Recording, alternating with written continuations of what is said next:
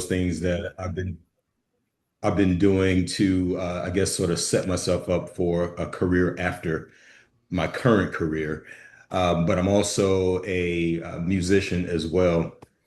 And so, Marcel, thanks so much for having me on your panel tonight.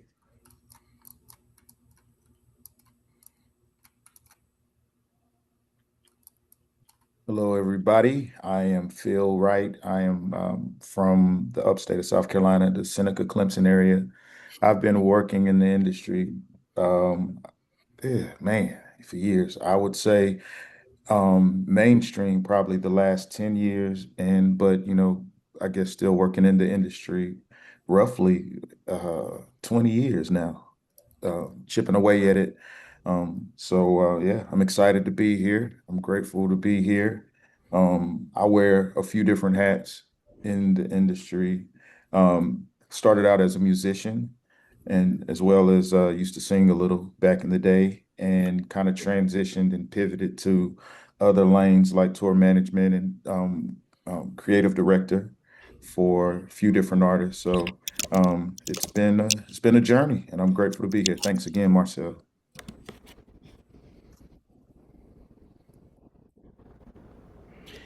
Is it on me?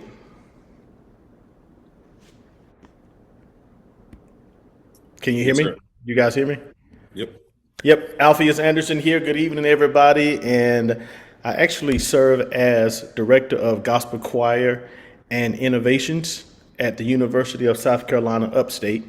So I'm a professor there, teach a couple of classes. I'm an author, a producer, and I'm really passionate about helping young people discover their purpose, confidence, um, and my wife and I oversee a nonprofit called Pure in Heart Arts and Technology Foundation. We travel quite a bit internationally. And over the years, I've had the opportunity to work in education, ministry, gospel music, and again, international outreach. Recently, was certified in mental health first aid. That was very interesting. Proud author, and glad to be here tonight to contribute in however I can to this very needed subject matter. Thank you, Marcel. Thank you. We also have Brother Gene Hopkins and Marcus Anderson who will join us a little bit later. Again, for those who are joining in, I'm Marcel Anderson, national recording artist, author, facilitator of a mentoring program. I've been touring and singing full time for the last 10 plus years. Currently on tour with Dave Cons and the Summer Horns. And one of the reasons how this conversation came about, us having conversations around working out, eating healthy, and continue to make sure that our mental health is intact. Tonight, we're going to continue to talk about so many things I think that's going to be important for all of us to be able to take away or even share with others that you know that can receive this. So this is a general question for all the panelists. Please jump in as you desire. How can artists and musicians develop a greater self-awareness and recognize early mental and emotional warning signs before being stressed, burned out, having anxiety, or even unhealthy thought patterns begin to affect their creativity and daily lives? I know that's a long question.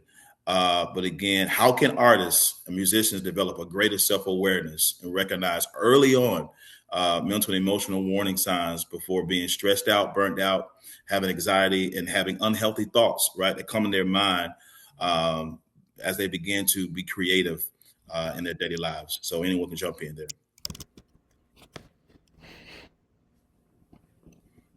And the panelists. Alpheus, I'll be interested to get your take to kind of get us started, man. Yeah, I mean, when that is a loaded question. I would say the word metacognition comes to mind. And what I've learned about metacognition is you're thinking about your own thinking. You're thinking about your thoughts, which is kind of crazy to me. But you're sitting there, you're thinking about your thinking. it's almost like most of us have a Ring camera, and so in my house, my wife is in cybersecurity, and so she has everything rigged up here. But when I think about you're putting your own thoughts under a surveillance camera. So think about when you look, when you at the end of the day, you look at your Ring camera, however many Ring cameras you have, and you look at the playback. And so you say, "Oh, this person got really close to my house," and that's a true story. At least at my house, man. Why did this dog come in my yard? This dog came in my yard, and so it's like you putting your thoughts under a surveillance camera. You're looking at the playback, and you are basically it's awareness, and then and doing that helps you know what to attack, and you can address, hey, somebody was in my yard, somebody knocked on my door, and it wasn't Amazon. Who was that at my door? It came twice. Somebody's up to no good. That particular thought is up to no good, perhaps. Why am I thinking about this all the time? Why am I feeling this way? Metacognition, thinking about your own thinking. And then I think it contributes to early detection of whatever it may be. Early detection of, man, I really, really need to get out of this whatever it may be. Because there's a scripture that says, whatsoever a man thinks in his heart, so is he. So if this thought is negative, and I'm looking at the playback, I'm like, man, no, I need to deal with that. It's awareness. So you asked me to jump in. I'm gonna pause right there. I'm gonna yield. No, no, it's funny. I understand exactly what you're talking about. Every now and again too, I'll have those moments where it's almost surreal. You're sitting back and or maybe there's some sort of a precognition, things that you think about before you actually start to jump into it, or ESP almost. Or even if you start to have people who are closest to you tell you that something's not right, or hey, you're responding this particular way. And I can actually think of a situation where I snapped at someone, which is uncharacteristic of me to do that in anger. But we do things like that when you start to get stressed. And so if you recognize when you have those moments that your behavior starts to change, then okay, there might be an issue there. And I know that's what it was for me, at least. So good, so good for sure. I mean, all of us, have had those "How did I get here?" moments. How in the Mhm. world did I get here? Like, how did I get here in feeling? How did I get here in behavior? How did I get here? And like you said, maybe snapping at somebody. How did I get here? Why did I say this? And so, broken record, I'm still dealing with metacognition, and I'm always thinking about my thinking. It's not Mhm. overthinking. I think Mhm. it's healthy to put your own thoughts on trial. Mhm. You get control of it. Mhm. You cross examine your thoughts. Mhm. Cross examine your thoughts, and agitate, and question, and so that you may look like you're crazy doing it, but sometimes you have to look like you're crazy in order to not go crazy. Mhm. Yeah, you gotta monitor what you think. Hmm. You have to monitor what you think, and okay, so we're gonna have those moments where we'll have certain thoughts that will come to us that might be uncharacteristic. And I know as musicians, sometimes we might find ourselves in places or situations that most of our family would say, okay, I would never think that they would do something like that. But you see yourself in those situations. You see what's actually coming down the hall, or what's coming towards you. But you got to be able to assess, all right, I see this happening.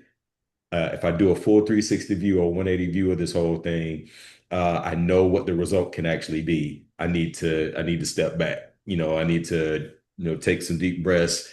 I need to think about something else. I need to pull myself out of that situation or that thought process. Yeah, most definitely. You're muted, Marcel. If you're just joining in, thank you for joining in. This is the InTune with mental and physical health, well-being for artists and musicians. Phil, did you have anything to chime in on that? No, I think one thing that I'm learning now, those of us who are musicians and creatives, is really getting to the core of who we are and understanding how we're wired. We feel how we feel things and being self-aware. Just piggybacking on what they just said, I think it's very important. That the old people in church used to say, take an inventory.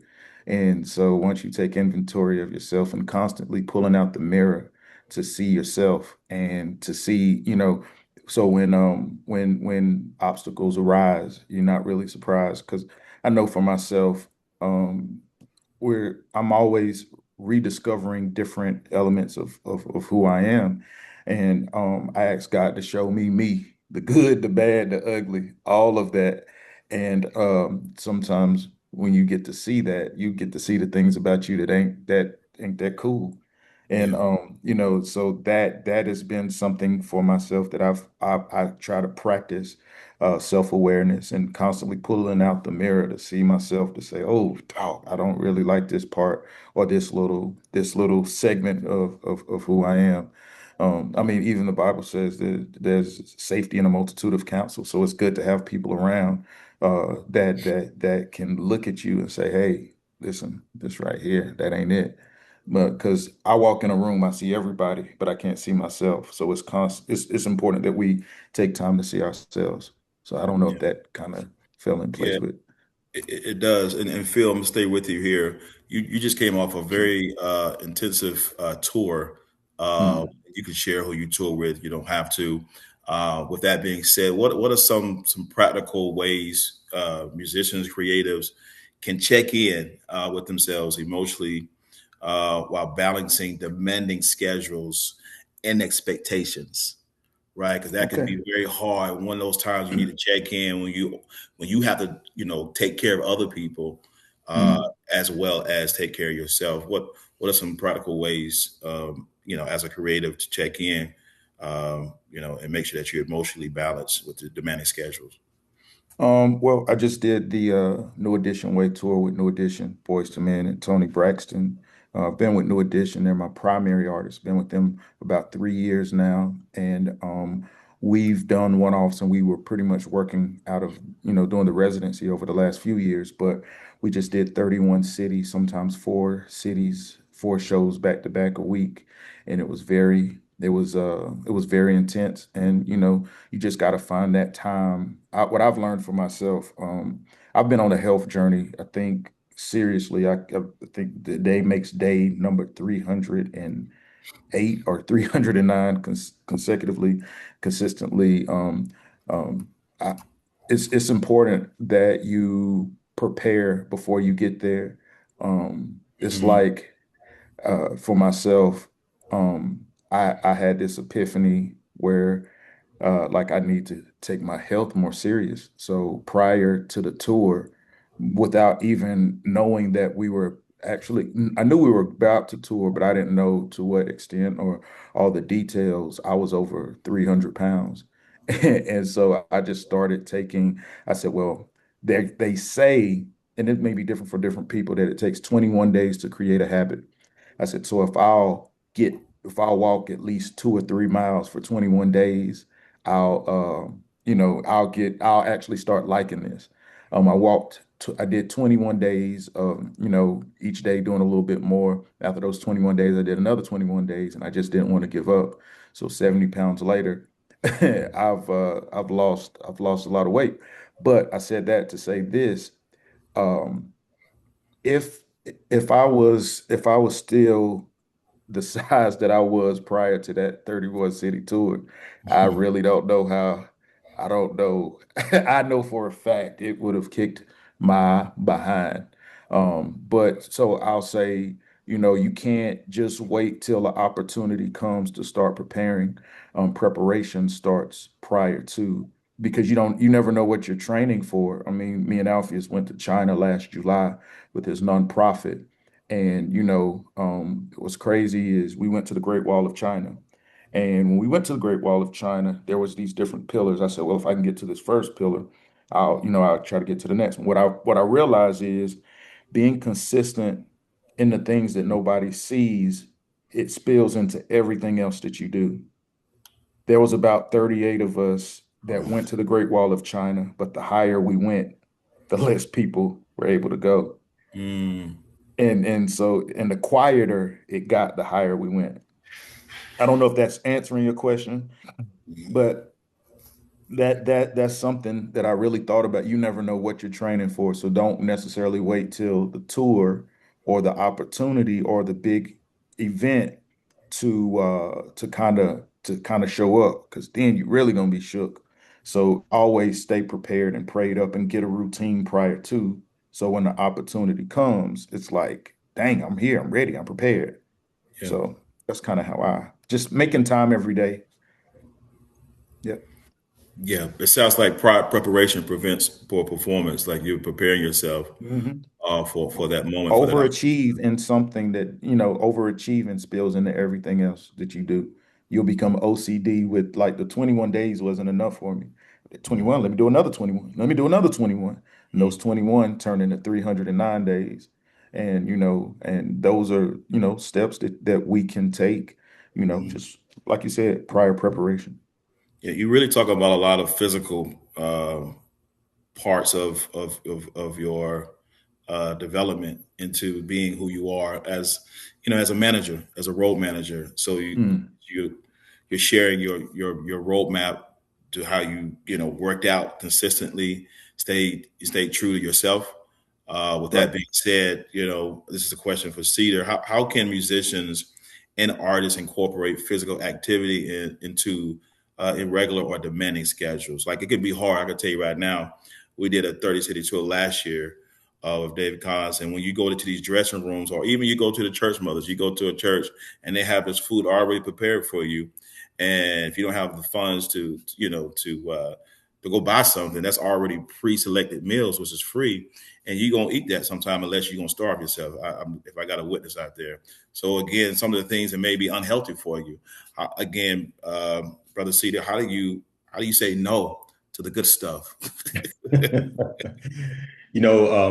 Everybody responds differently to different types of foods. I can tell you that. But then there are some things that are universally just bad for everybody, right?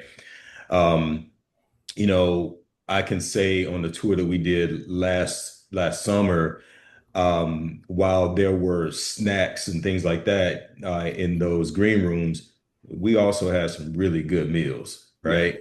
I can definitely remember bake this or that and salads and what have you. So, you certainly can be wise with your choices.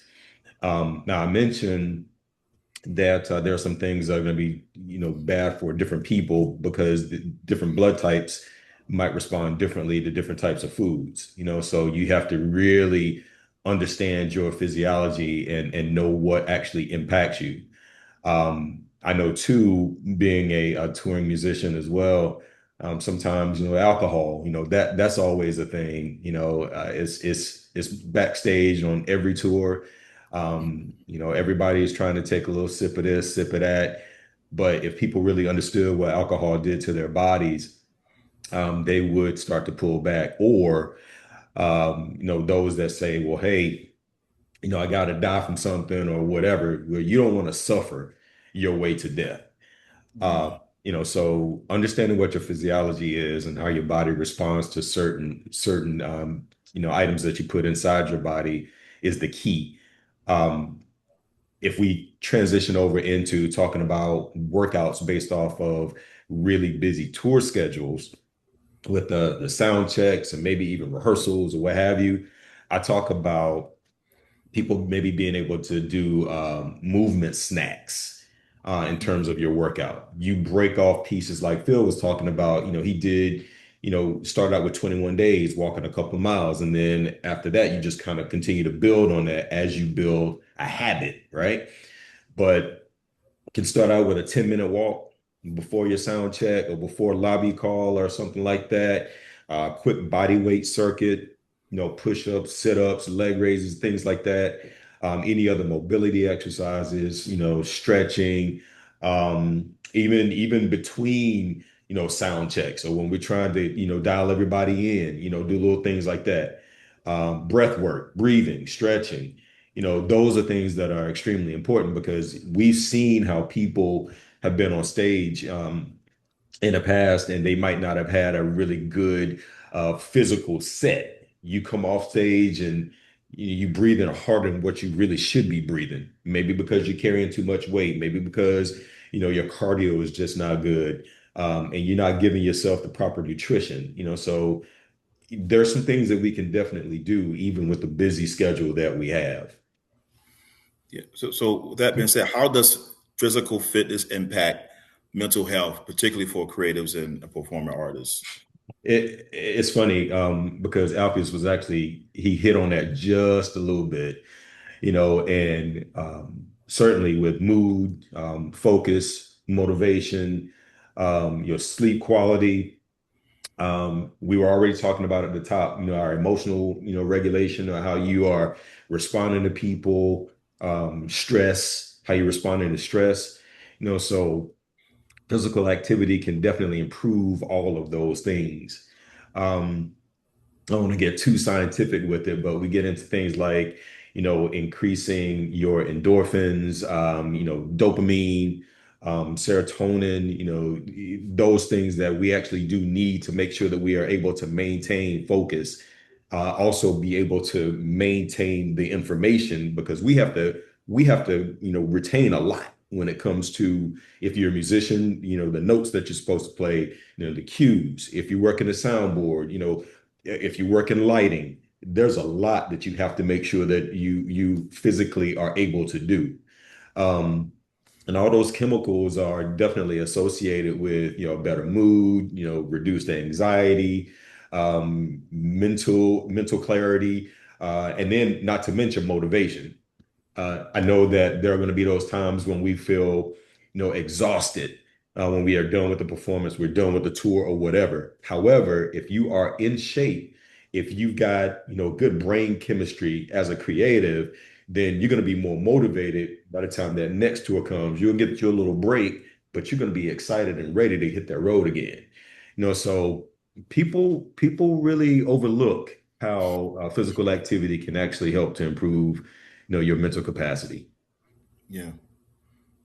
Again, I just got one more because I think this physical piece is very, very important and correlates to the mental. We're going to get back to our other panelists. So, with that being said, how important is it for artists to view physical wellness as a part of their overall mental health journey rather than a separate responsibility? Right? How do they look at it as an overall healthy balance for them?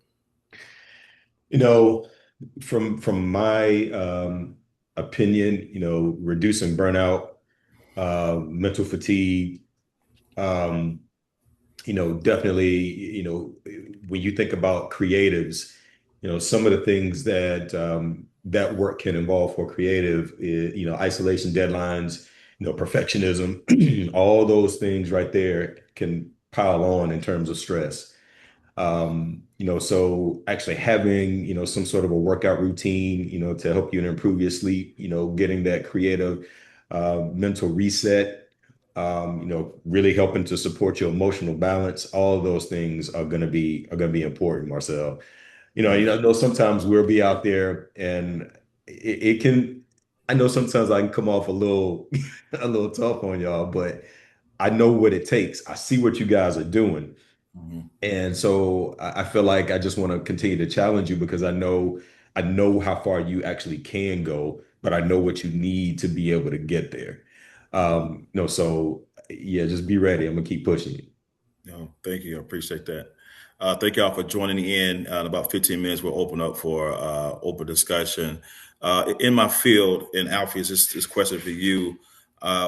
We both have the opportunity to work with young people. With that being said, how can we help students build confidence and healthier identities and help them to earn themselves, to understand themselves in spite of social media influences and musical influences, to stay secure on who they are as students. You can chime on that one. Yeah, I wanted to jump in when Cedar was talking, Go ahead. You can go back if you and need to. because I definitely agree. It is. I don't know the science. It is something to when I'm moving more. It's just everything is just seems to lock. Yeah. And then, so when I'm moving more, I drink more water, Hmm. which is a health benefit. And so I'm a testimony to the mental clarity. And Phil, you introduced me to a book or a statement from this book about the statement was your body keeps score or your body keeps a Yes. record. And it feels like when you was talking, Cedar, I heard Phil in in my ear saying your body keeps score. So if you go years and years of, I guess, eating junk or neglecting, it's going to come back to bite you.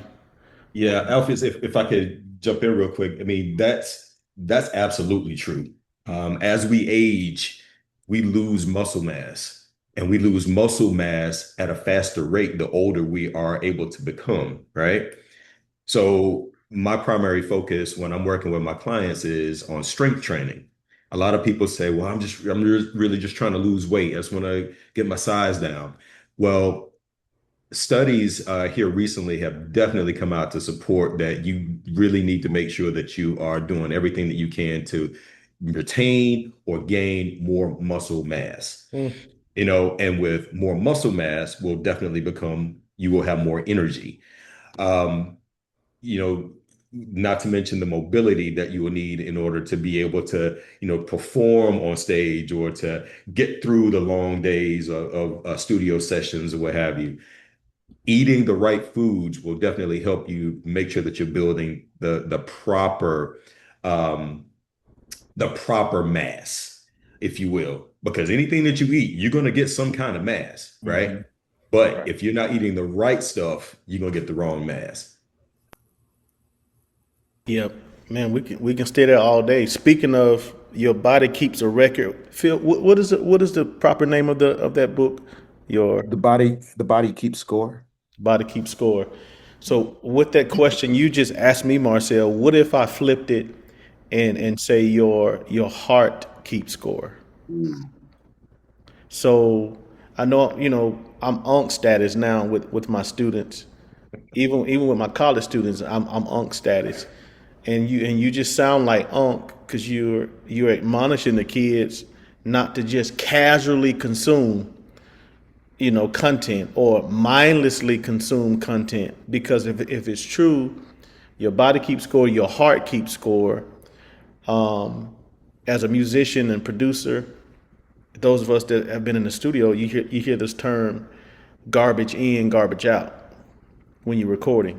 Mhm. And so if your heart keeps score, that stuff is it's gonna bubble back up one day.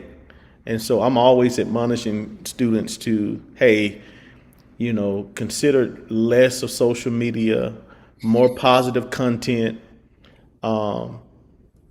And I'm not trying to be preachy, but there's a scripture that says, faith comes by hearing, and hearing by the word of God. And so if you subscribe to that, cool. But what if faith ain't the only thing that comes by hearing?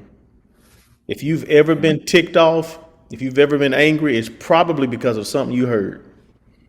Yeah.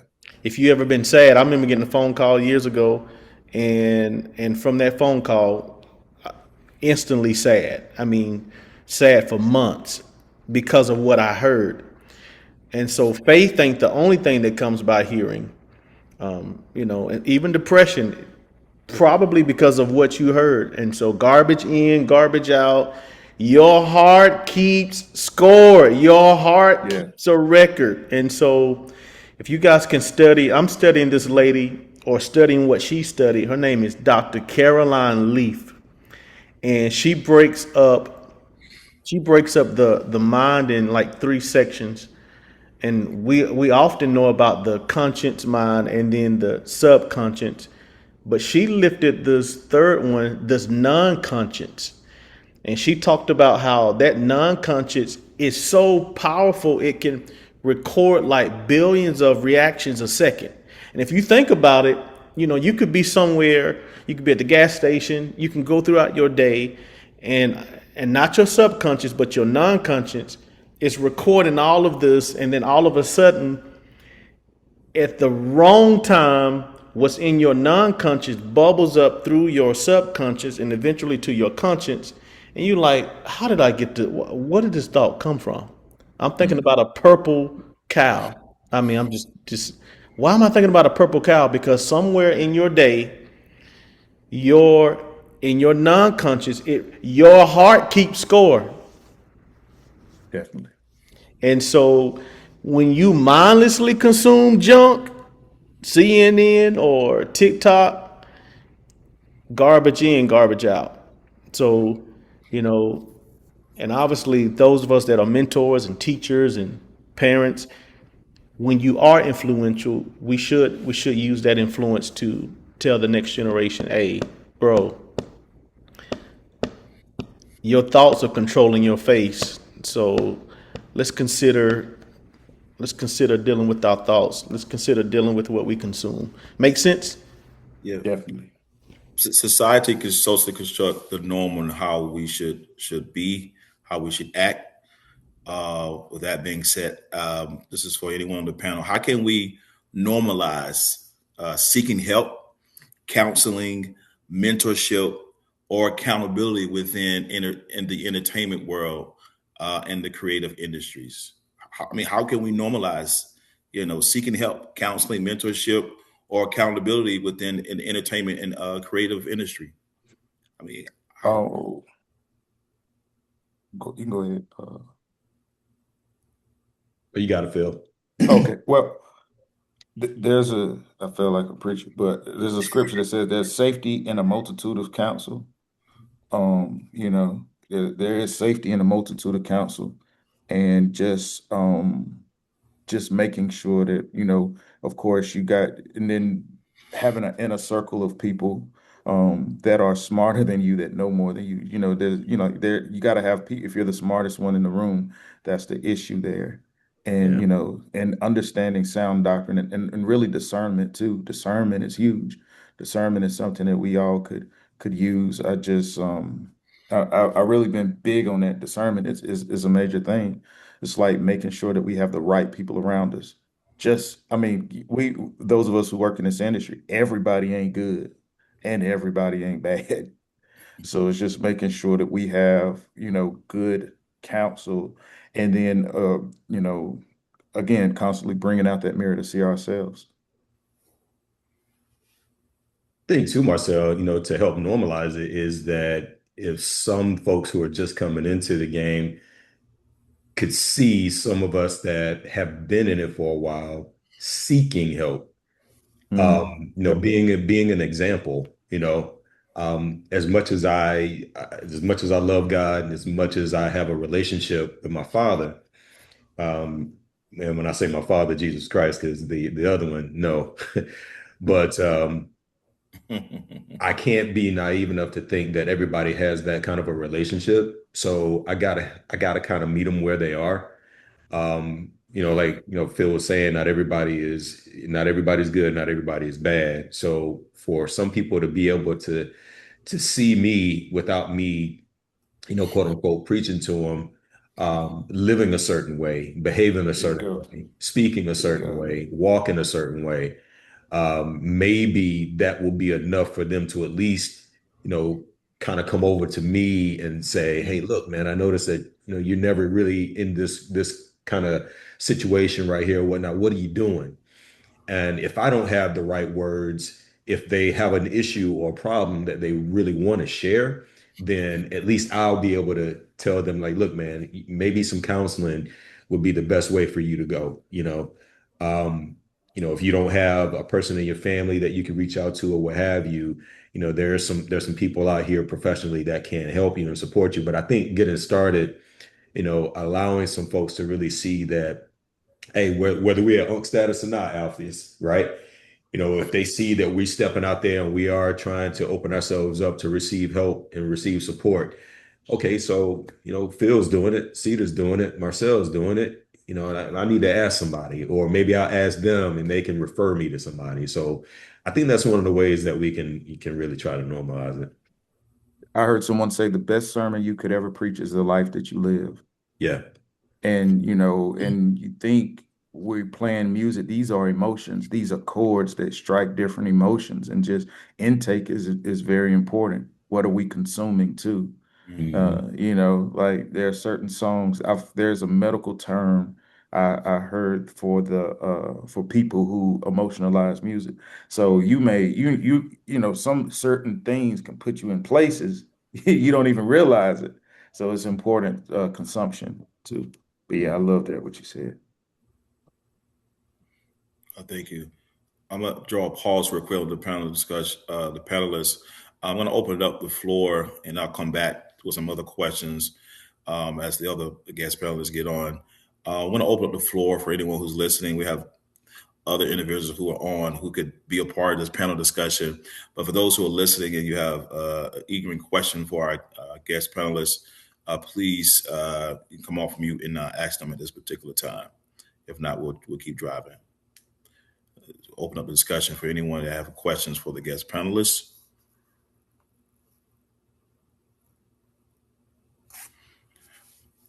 I think I did see Brother Devin Choice. He may be working right about now in between, but I did see if you were available because I know you have a great story in terms of all the things that you've been through and experienced on all different levels. If you are there, Brother Devin, please say you're here, or if you are working, I see he's there. If not, I'll ask this question for the panelists, but I'd love for you to chime in if you can hear it. What encouragement would you give? This is the guest panelist. Would you give to someone silently struggling with emotional fatigue, anxiety, and identity challenges or burnout? Right in this space, you can get burned out. You can be struggling silently, but how do you give someone who's a musician or artist encouragement who is silently struggling with that? And then oftentimes you see, again, some of our musician friends may commit suicide or get burned out or may die from, again, from internal health challenges. And again, it was an acute to, those physical challenges. So what type of encouragement will you give someone who is silently struggling with emotional fatigue, anxiety, and identity challenges? One thing I would say is, as somebody who definitely struggle with depression is often times caused from being here while wanting to be there, and just not forgetting you're there. You're here, but Sounds of Blackness had this song, whatever it takes to make it, I'm going all the way. I may be down sometime, but I won't give up, no way. Something like that. So it's just like understanding you're there and never losing sight of you're there. And again, consumption is what you're consuming is really important. We are wired differently. We internalize things differently. And as someone who has battled depression, I think at a very low point, just to never lose sight of you're there. That's probably what I would say. I like that, Phil. I think also recognizing that someone is dealing with an issue. Um, I know sometimes in our community we don't like to get involved in other people's business, but if you see that somebody is suffering or that someone is going through something, you have to say something, because a lot of times people only want to know that someone is paying attention to them or somebody recognizes them. To Phil's other point about people wanting to be, how did you say it, Phil? You said that they want to be there. Yeah, depression a lot of times is caused from being here while Right. wanting to be there. So Right. they don't feel like they're at the level that they're supposed to be at, or they're not at the place where they feel that, Yeah. My career hasn't taken off. I'm not getting those Yep. gigs. My Yep. songs, I got great songs, but it Hmm. seems like nobody's paying attention. Hmm. Yeah. It's Yeah. funny because Alpheus made a point about social media, and a lot of people really don't understand that social media is not a place. It's not. It's not real because I don't can't tell you how many times that you got to do a take in order to get that perfect shot, to get the sound right, that kind of thing. But when you are at let's say you're at a show, you get an opportunity to go and see a show. And sometimes I'll look out and I'll see how everybody's standing there and they got their phones up. They're really not engaged. They're really not feel like you said there. And while you're standing there on your phone and you're videoing this whole thing, you're not necessarily experiencing life and everything that's going on around you. You might go back and you might, okay, I'll just watch it later, maybe I'll have a chance to kind of take in a little bit of it, but it's not the same thing. It's really not the same thing. But participating, connecting, having the discussions. Somebody hits a note, and then somebody else, a couple of seats down from you, they recognize the same thing. Then y'all share that moment. You know what I mean? So Yeah. actually being there and then connecting Mm. with people, I feel like is the bigger thing, which is why I love when we have opportunities to perform, and every now and again somebody that's in front of me. I'm a percussionist, so I'm always standing off to the side or in the back, or somebody will turn around and they will pull me into the show. I'm in the show, but at the same time, I'm not a part of what it is that they're doing until they turn around and they give me some attention. And so then I feel like I've been drawn in. And that's kind of the feeling that I think that a lot of people miss, Yeah. uh, to be included. Right. Right. And enjoy the ride. I mean, Yeah. because that's one thing I love about Bruno Mars show. They lock your phones up. Yeah. You are forced to, and I'm like, there's no way. How are Yeah. you gonna take my phone? And that's the thing, like, with the struggle or all that stuff, enjoy the ride. Some Yeah. of the best art was birthed through pain. So in those moments when it seems low, I heard about a songwriter. It might have been Babyface who was in a bad deal. He had to do X amount of records or something. They said you got to write your way out of it. Mm. So I think for those of us who may be in those rough patches while trying to get to certain places, you got to write your way out of it because we're creators. Play your way out of it and enjoy the moment because it's all about perspective. Michael Jackson had to put on all these masks and stuff just to go out and enjoy himself. So, so he longed for the things that we look for every day. So it's like, even when it looks like you're up here, you don't know what you're sacrificing by, elevating. Now you're under a microscope. Enjoy the times when people don't know you or recognize what you do, because there'll be a time when that magnifying glass is on you. So I've Yeah. learned to just enjoy the moment. Phil, I love what you said, write and play your way out of it. Just for clarity, can you give it a little more clarity, definition around what does it mean to write and play your way out of what? I think you might have said. I just want to make sure that was clear. Write or play your way out of it. Like when it comes to writing, like you know, what's name a R&B song? What's I'll give you a great example. Never would have made it. You hear Marvin Sapp talk about never would have made it. Man, everybody loved that song. Everybody just really enjoys that song. Was birthed out of pain. That Mhm. song was birthed out of a low point in his life, I think after losing someone that was his father or somebody that was really close to him. And his the way he wrote his way out of it is I never would have made it. Marcel, your records are therapeutic. Yeah, they may resonate to everybody else, but they really hit home for you Right. because those moments, I'm pretty sure Mhm. writing those things were good for you. There's this thing called RAS, reticular activating system. They said that reticular activating system is like when we write stuff down, literally, Mhm. it registers in our brain 10 times more. Hmm. And we've been cheating because I even now, if I get an idea, I put it in my phone.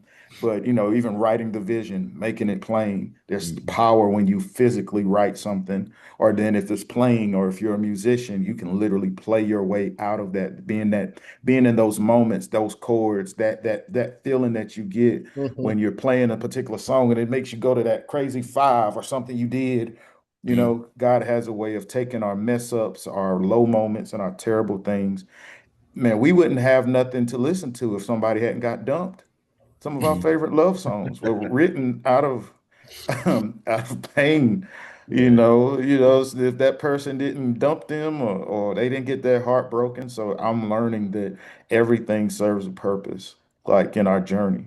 And you're going through something. I ain't saying just rejoice through all the rough moments, but yeah, you've been through something. Okay, write your way out of it. And that's one thing. Even me being on the management side, I've started now to go back to writing and getting that creative side out of me. So yeah. App, you want to speak to that?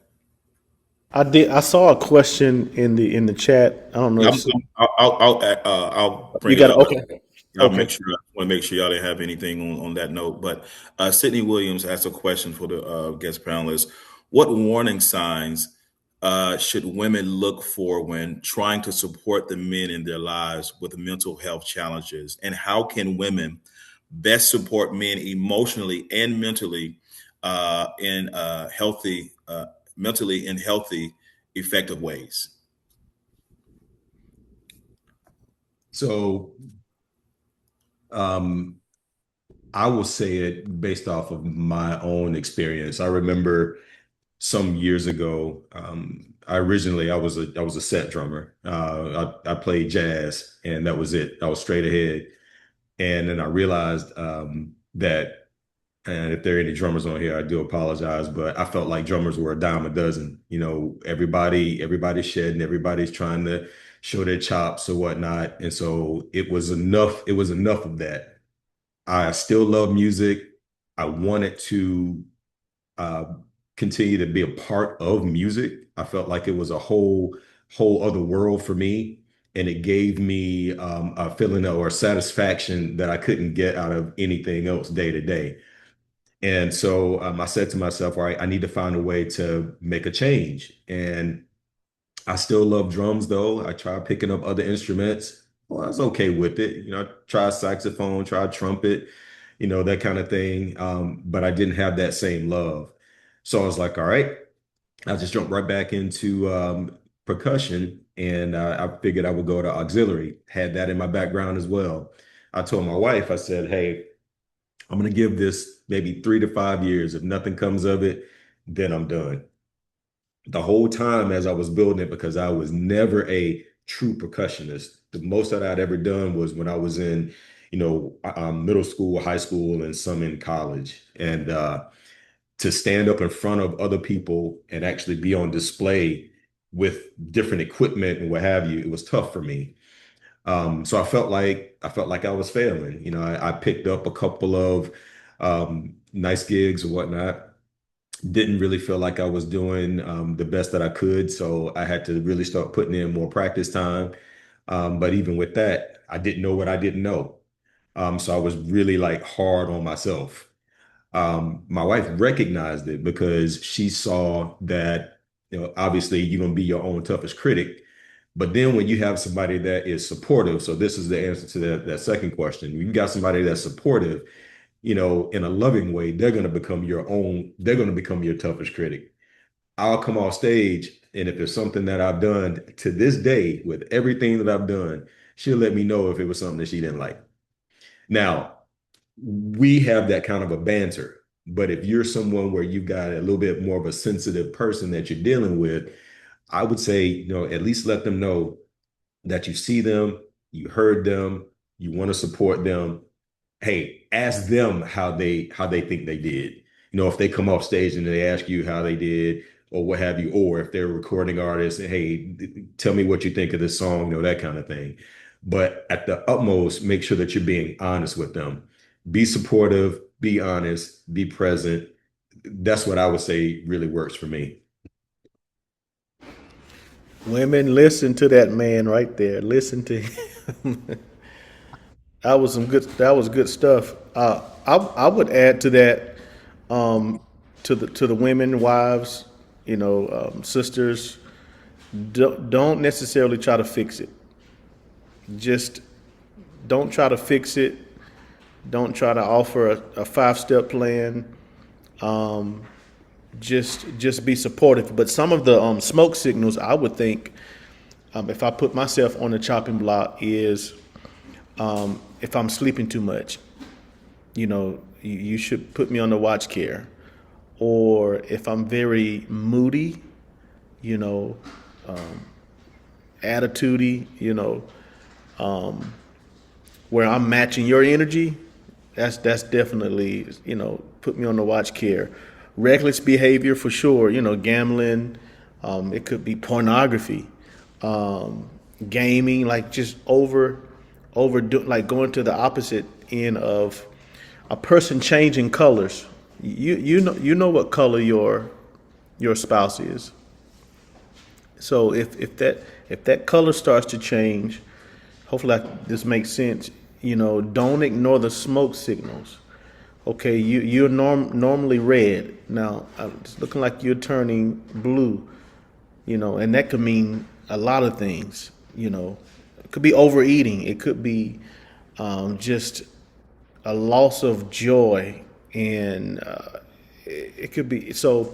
Don't ignore those smoke signals, but don't try to fix it right away.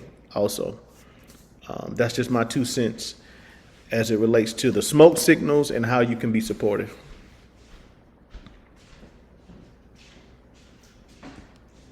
Awesome. Thank you. I got one more question for the panelists. We talk about mental health, those who may struggle with their mental well-being. Oftentimes, there's a taboo conversation in counseling, getting help.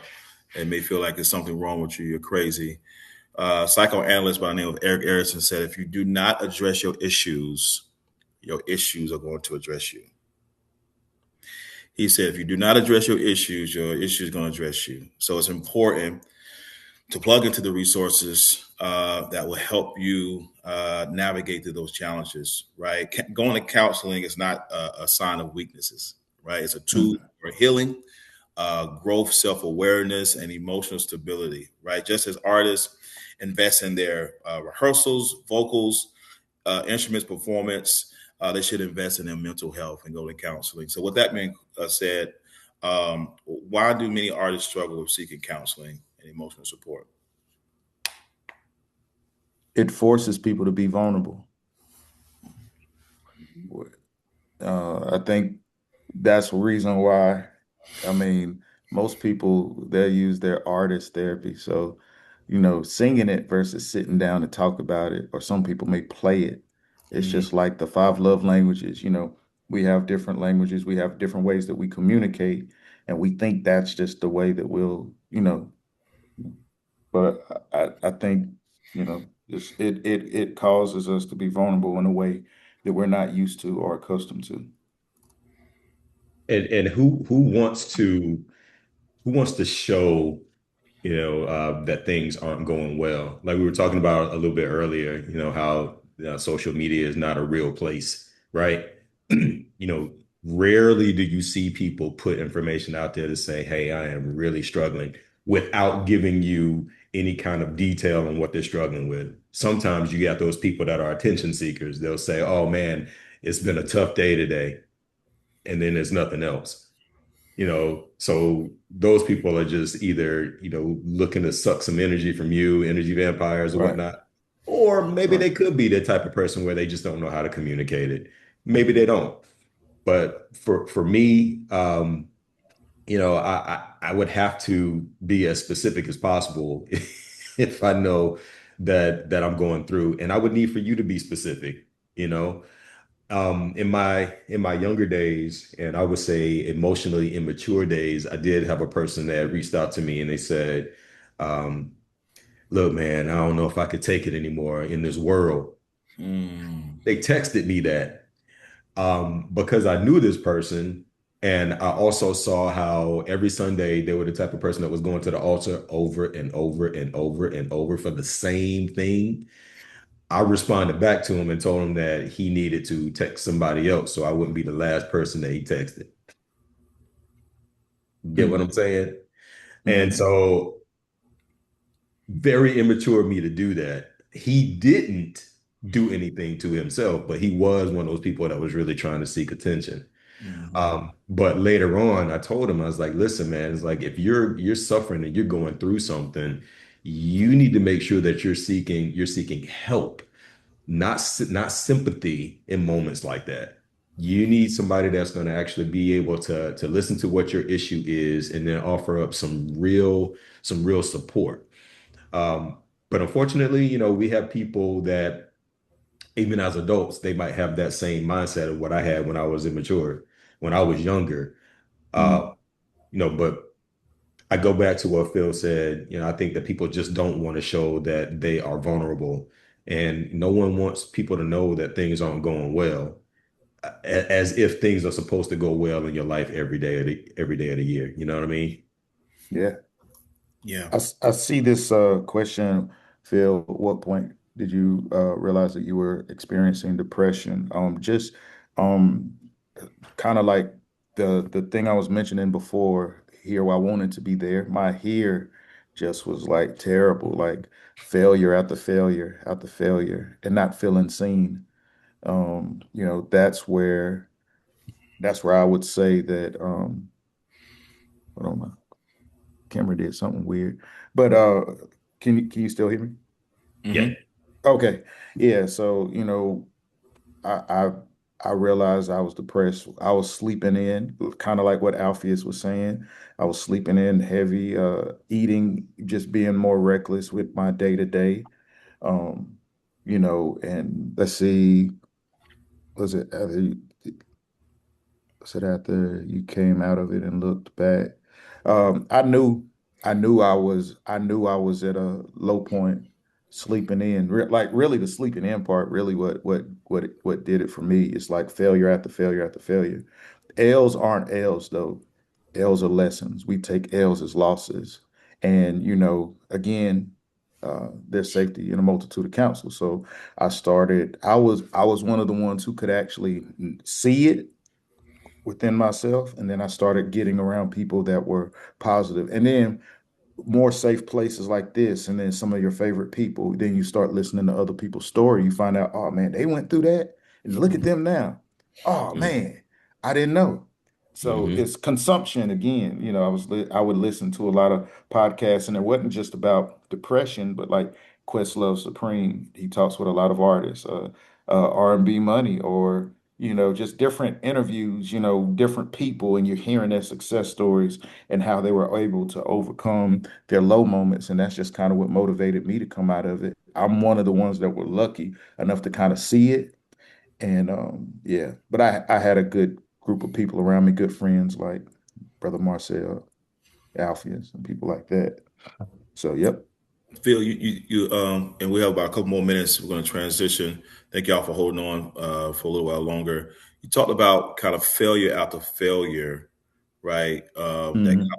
of drove you into that space. Can you define what failure looked like for you? Just to kind of give some definition around that, because some people may be in that same mindset of saying, "Man, I failed. I keep having failures." What did failure look like for you, or what did Failure, it look like? I literally love music, all things music, multiple genres. I started out as a musician, maybe 40, 50 pounds ago. When I came out of high school, I went to college and I was in an R&B group. And I was in that R&B group, believe it or not. And this was around the time the B2Ks and all of them were out.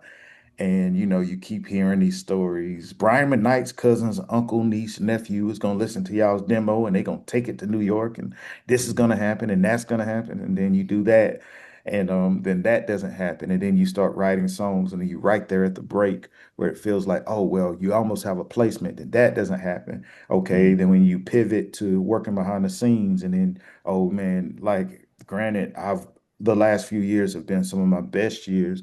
But I'm thinking about the low moments were when I wanted to go on, I was supposed to go on tours and it didn't happen. Or I was supposed to get this, I was waiting on these calls for these things to come in and it never happened. And but now I look at it like, it was really God's protection overall because I mean, had I got out there early, there's a lot of things I wouldn't be able to embrace now. So finding the positive side and all of it. So for me, failure was not being where I wanted to be, or not being on that tour, or being overlooked, or people not paying attention to your songs, or people just, you feeling it's insignificant, or you see somebody. I've never been a hater like that with people in the industry, but it seems like some people can just pop up tomorrow and then boom, they just blow up out of nowhere. Me, I didn't take the elevator. I literally took the steps. I've taken every step. I got my 10,000 hours in, just chipping away at it, trying to get to that next place. So yeah, for me, yeah, it's been a bumpy road. And when you're trying to explain this to people, what you're working towards, and then they just don't seem to get it. Yeah. So yeah, those were the low moments. Thank you. I got one more question here, and then we'll try to close it out. What is a question right here from Bryce? What does it look like to remain pure mentally as a new gospel artist, as people get to know him or her for their music, ministry, etc., not letting social media change their music, no matter how amazing other people's music may look like, especially if their music isn't for the people in a way, but obedience. Mm. That's a So really, oh, yeah, go it's ahead. good. No, no, you go first. You go. That's something because when I started listening to that question, I I don't separate, gospel or any other type of music. And the reason that I say that is because dealing with individuals from multiple genres, I met some real shady gospel artists, number one. Yes. And those gospel artists, sacrificed the purity of their music for the dollar. But then there were some people that did secular music or jazz music where they did it because they truly were born to do that music. Yeah. Their heart and soul was in it. God's gift was truly shining through those folks. Yep. So I guess I would say, and I'll definitely make this short, staying true to what the gift is and Mhm. what the spiritual mission was, um, for you to actually put that out, put your talents on, to share your gifts, look at it as a gift, and make sure that you're sharing it for the right reason. Yes, you're going to be presented with all kinds of stuff. I'm telling you, the things that go on backstage, the things that go on, during tours, the motivations that you might get from people, but you can definitely stand strong. The only example that I have, because I really feel like that I'm with a really solid group of people, um, because of the prayers that I know that other people have over me and my own, is that I constantly will have people asking me to drink. And I don't Mm. drink. I've never drank. And I've been able to stay true to that to a point where it's really a lighthearted joke, where we'll get together and it's like, oh, you're gonna drink something today, you're gonna do this today. And I just kind of give them a look and then they just kind of back off. So when people know, when they know what you stand for, it comes out through everything else that you do. Mm. Yeah. Yeah. I think being pure. See, it's like, all right, I give you a great example. Marcel's brother Marcus. Marcus didn't get dope when he got out there. He was dope at home. He was amazing at home. It starts at home, literally. Remaining pure. One thing about this industry, nobody can really persuade it. It's just who you. It'll when the lights come on, it'll expose who you really are. Like And the way like a that you black light. respond, boy, like I mean, it'll show, it will. it'll definitely show. And I see this next question too, because it kind of ties into this. What role does your faith play? And when I always tell people this, surprisingly, I prayed a prayer. I probably would have been a lot further ahead if I didn't pray this prayer, but I was like, God, I don't want to work with anybody that's going to make me compromise who I am and what I do. So there were a lot of opportunities that didn't happen. If that makes sense. The role that faith plays in my work in the industry. One of my first shows with New Edition, they came around to pray and they pretty much said, "Hey, this is when we pray. I know people believe in different stuff. We pray in Jesus' name here." He said, "You look around at these six guys, and they wouldn't be here if it wasn't for God." And so, um, you know, and how has it influenced your career journey? Yeah, like my faith is the foundation of this. Just like you said, brother, I've met secular artists that are that got more word in them, that have a better relationship than some gospel artists. Hmm. It's all about environment and decision making. Like I knew that I didn't want to compromise, and I haven't been faced with anything that I've had to go or I have to choose a side or anything like that because my foundation was rooted before I ever left the house. And working in this industry, that relationship is very important. And yeah, my faith is everything because you can't get through this mentally, emotionally, physically, without that. I don't know how ones who don't have them do it, but for Hmm. me, I've been able to navigate and without kiss and tell, without compromising. I ain't had to kiss the ring. I ain't had to make no promises or do something that's out of character to progress in this industry. And that's just solely because of my relationship with God. Not that I'm perfect now. I am, I got my stuff. I'm far from it, but I would hate to see life without Yeah. him. Yeah. Without him, oh, I'm really jacked up. I can mess something up on my own. I can get in Hmm. my own way. Uh, Hmm. Not the enemy. And that's the other thing. Like sometimes we're so quick to blame the devil, the enemy, and then there's the inner me. Hmm. Sometimes the devil ain't even got to do nothing to you. You do it to yourself. You can mess yourself up. You can talk yourself into something. So it's like devil, he took his hands off of you. Now it's all on you. And that Yep. kind of goes back to what Bryce was saying too. Enemy, inner me, what's inside of you. So Hmm. yeah. Yeah. Thank y'all. Maybe a couple minutes left. I do want to open up this floor to anyone else who want to come off of mute to ask a question. But we have some other executive musicians here.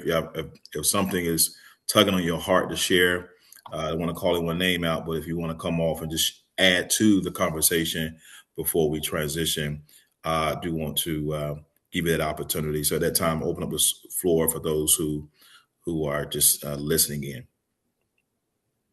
I I didn't have a question, but I did want to say thank you for the answer. Um, I was in between stages in a time recently where listening to secular music, I kind of not demonized it, but because of where I am spiritually in this moment now, seeking his face more than I've ever seeked him before, purification is one of the biggest things that I've been focusing on with anything I do. So music related, I've grown up, been in music all my life. I'm a drummer, singer. I do everything. But where he's pulling me towards is these different atmospheres through music. And I'm like, well, Lord, am I not allowed to like still be able to do a little, poetry with a little R&B jazz vibe or whatever? Like I'm asking these questions to myself, and you kind of cleared it up, Mr. Jones, with how there are good people who do secular music, and there are shady people in the gospel industry. And I've kind of seen both with my own eyes. So I'm glad you opened up to share that with me because it gave me clarity on staying pure in how I write. God's given me the gift, so I should walk in that gift and not dwell or demonize something when it doesn't need to be that. So thank you. And I'll speak to that too, because when I first started out in the industry, I never thought I would be where I am now. Right, I have two gospel albums out or inspirational albums out, and all things gospel, all things inspiration. My brother Marcus, he would travel these jazz festivals. I just see him come in late nights and travel, and he would ask me, "Man, you should come sing with me." I'm like, "No, I'm good, man. The Lord ain't let me that way." And until the opportunity presented itself for me to share the stage with him and then open up another opportunity. And now that I've been performing a little bit more over the last 5 years in the jazz space, those who hear my identity, my voice in these spaces now say there's something in your heart, there's something on your life. Now go back to listen to my gospel. Say, I knew it was something about you. But if you stay pure and stay true to who you are, you talk about the purification of who you are, people will see you. Yep. Let your light so shine among men that may glorify your Father in heaven. Let me say your great works in the Lord, right? So let your great works shine in places that you didn't think you even go. So unconventional spaces you may end up going, you might even think where you may end up being because of who you are. Yeah, the Bible said Jesus was in the world, but not of it.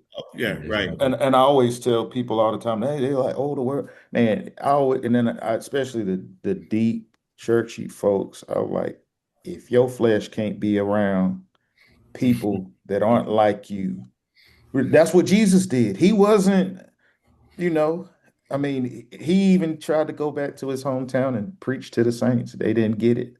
He was too familiar. They knew him as carpenter, so they couldn't really receive him as healer. So, yeah, like, he was in the world, but not of it. Yeah. That's And the because they life that he did. lived, yeah. They didn't have a relationship with him. You see what I'm saying? And Yep. that's the thing with most people, man. They're very religious, which is why they can sit back and they can judge, but they don't have a relationship. And my relationship, had me in a place where, or has me in a place where when I knew that I really wanted to do music seriously, I said to myself and to my family, if my wife can't go with me, then I won't play there. And my wife is everywhere. If my kids can't have the option to go, then I'm not playing there. And yes, I've turned down opportunities, but I'm sticking to what I said I was going to do. I also said too that, hey, God, if you're going to allow me to play in all these other places, I got to still make sure that I'm playing at church. I got to make sure that I'm still studying my Bible, Yeah. and keeping up with my connection with Him. Right. So yeah, I mean, Bryce, man, wherever he leads you, just be strong with wherever you go. Yeah. Thank And you. just for the sake of time, if for those who on the panel, if you could drop your information and you can share your information here in the content for those who are interested in following them on social media. If you want to connect with them for a consultation, all of those who are on our panel, this is what they do. So if you're interested in getting fit mentally and physically, I'll allow Brother Cedar to share that piece. And then, of course, Phil, as a consultant to industry executives, Alpha's, I'll share his information. And, of course, others who could not make it due to graduation and other commitments, we want to make sure we get them on next time. So I'll open up the floor for the panelists to share the information. Yeah, again, thanks everybody for listening. We just up here, I guess, rambling and sharing a little bit of our own stories, but professionally, I still am a human resources professional. I work for a fairly large healthcare organization nationally. But again, been blessed to be able to work from home. So it gives me the opportunity to record and also travel with music or what have you. Marcel and I have been at rehearsals and we're still working at the same time. But I also, to try to set myself up after my corporate life, I started a personal training business. It's called Functional Fit. You can just scan that QR code there if you're interested in more information. As I mentioned, I am a certified master trainer. I do in-person and also virtual training, tactical conditioning. So if you are a person that's, police officer, firefighter, that kind of thing, a nurse or what have you, I can actually help you to make sure that you are in good standing with mobility and flexibility to be able to perform your job. I also am a third degree black belt in multiple disciplines of martial arts. So I also teach self-defense as well. Not to mention, you heard me say that I am a percussionist also. Just recently released my first single, working on my second single as a percussionist.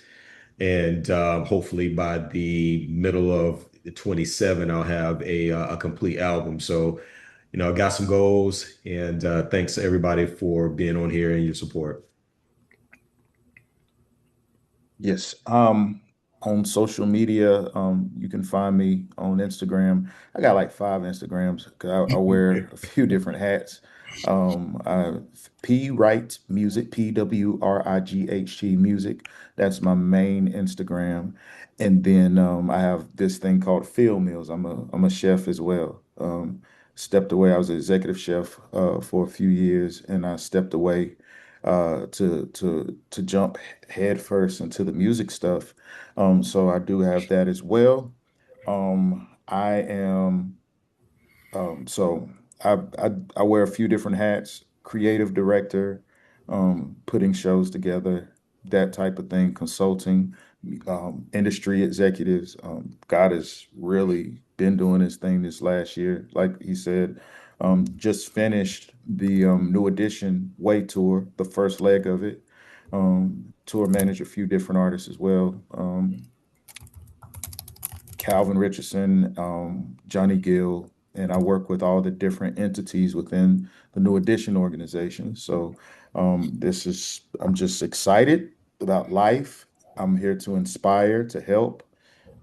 Feel free. I respond on social media. Send me a message. Talk to me. On Facebook, it's Phil Wright, PHILWRIGHT. So I'm on there as well. So feel free to reach out to me on any of these platforms, TikTok, Instagram. Anyone who is getting ready to launch a project or product, I do consultations for those as well. I created a curriculum called Effective Marketing without a budget. Only budget you have to have is pay for the consultation. But once you do that, we'll help you build your project from the ground up and just give you some sound advice of a lot of mistakes that I've made and that I've seen other people make, but just kind of redirect people. So, yep. Thank you again, Marcel. Yeah, absolutely. And again, for those who are coming in, seem like I know majority, some I may not know.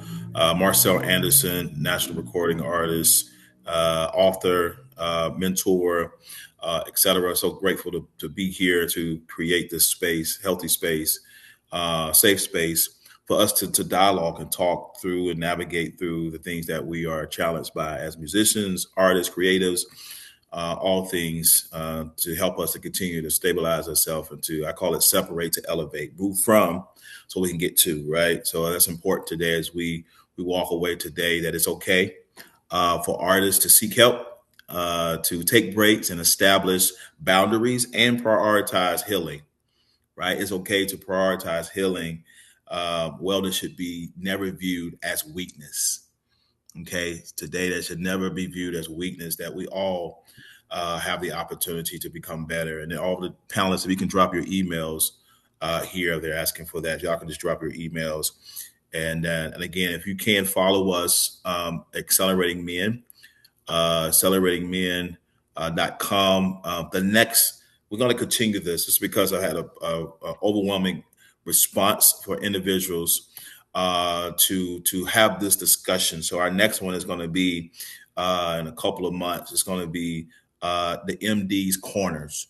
And what I mean by that, music directors, we're talking about the mental discipline it takes to be an MD. A lot of times people see music directors, right, facilitating, they want that job, but don't know what comes along with that job. So mental discipline basically is talking about the MD's Corner. So if you don't follow us on social media, please follow us. I'm putting my information down here as well.